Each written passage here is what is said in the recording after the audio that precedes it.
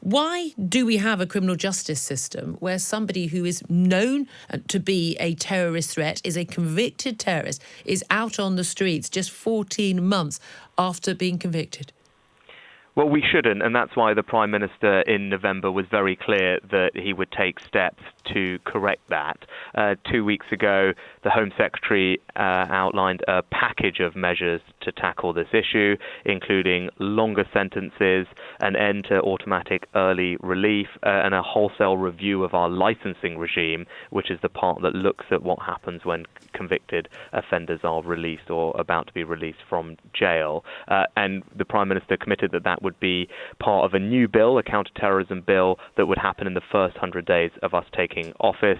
So work is well underway, and as I said, the Home Secretary outlined those things a couple of weeks ago, and the Prime Minister will be talking about it again later today. But you're absolutely right, and people should be under no illusion about this government's determination to fix these issues and to keep them safe. But look, we had this issue with Usman Khan, the London Bridge attacker, again killed 2 wearing a fake suicide vest just in November.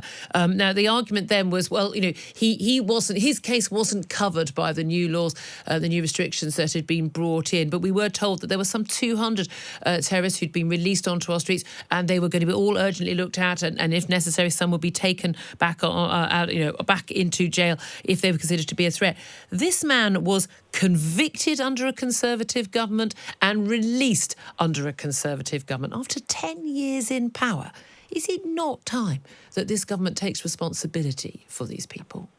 Well, Julia, it does take a new Act of Parliament, a new law to change the existing laws. Years. So, since the Prime Minister's taken office, and he's someone who is a new Prime Minister and is someone who has got a long track record of saying that we should stop early release of prisoners. It's something he's talked about for years before he became Prime Minister. As soon as he became Prime Minister, he recommitted to it in August, a month after taking office last year. But obviously, we've just had an election. We have a majority government. This is a priority piece of business for us. We've said it will happen in the first 100 days, and the Home Secretary was talking about it and unveiling this package just a couple of weeks ago. But in the interim, you're right, there are things we can do. That's why we've been investing more money in counter-terrorism overall. The budget is up 30 or 40% on where it was a few years ago. It's set to go up by another 10% in this forthcoming year. We're doubling the number of counter-terrorism probationary officers. Those are the people who are looking at convicted offenders when they're released.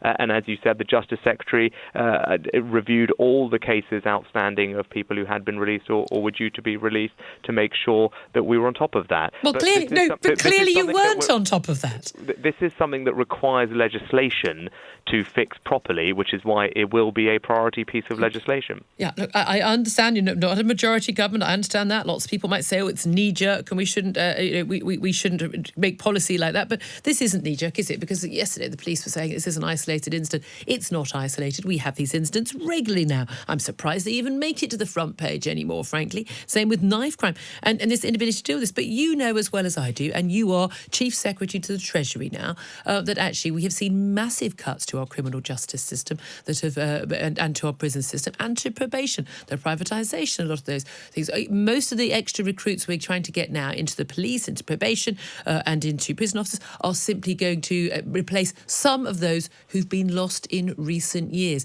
The reality is that the Tory party is no longer the party of law and order. Well, I think absolutely security is at the heart of what this new Prime Minister has put as part of our election. So you're basically saying David Cameron and Theresa May got it all wrong? Well, hang on. Well, let's just separate these issues. The counter-terrorism budget has gone up every year for the past several years. It's up How's that working 40% on where it was before, and is going up 10% in this forthcoming year. So there hasn't been any decrease in the amount of resources going into counter-terrorism. And indeed, I think about 24 different plots have been foiled. Those are the ones that we know about and that are public. It's since 2017 alone. So obviously that investment has made a difference to keeping us safe. And I would pay tribute to the work of all the counter-terrorism officers and the emergency services Absolutely. in doing that.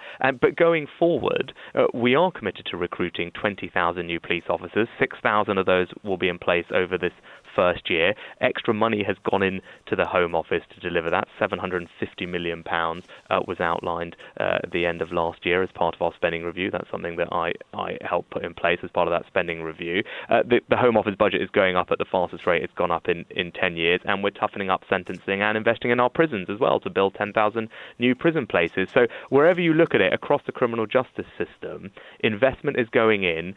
Police are being given the powers they need to keep us safe, things like stop and search, and you've got a Prime Minister and a government that are deeply committed to this, and you will hear that today later on when the Prime Minister speaks. Okay, but I do think that an awful lot of people listening to this, and even a lot of people who are Conservative voters, will say that a lot of this feels a little bit too little too late.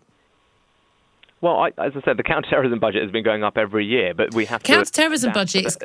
We have to adapt to the threats as they evolve. That's what we are doing. But these are okay. But a lot of people say these aren't evolving threats. We've got people we know are dangerous people, and we're releasing them onto our streets. And you and I know perfectly well that one of the main reasons we've got people released halfway through their sentences is a way of cutting the budget of the criminal justice system. Right. And the reason they have to be released is because of an existing set of laws, and it takes a new law to change that. 10 You can't do that overnight. Your party has been in power for 10 years. At what point do the Conservatives take responsibility for this? The Prime Minister, from before he was Prime Minister, has talked about this. Weeks after taking office, I think about 2 or 3 weeks after taking office at the end of July, he made a speech and outlined his desire to toughen up sentencing and address this particular issue. It requires legislation that now that we have a majority, we can deliver on. And people should rightly expect that from us, and that is exactly what we're doing. I think we will on the back of a host of other things. Stop and search is another important thing, that as soon as the Prime Minister took office, he changed the rules on that and said that the police should have access to enhanced stop and search powers, because he firmly believes that that will keep us safe, and that indeed is making a difference and has been welcomed by law enforcement across the country. So I think there are steps that are already being taken that improve our security, and we will be taking more steps. But those do require legislation, and that is a priority and will happen in the first 100 days of the government.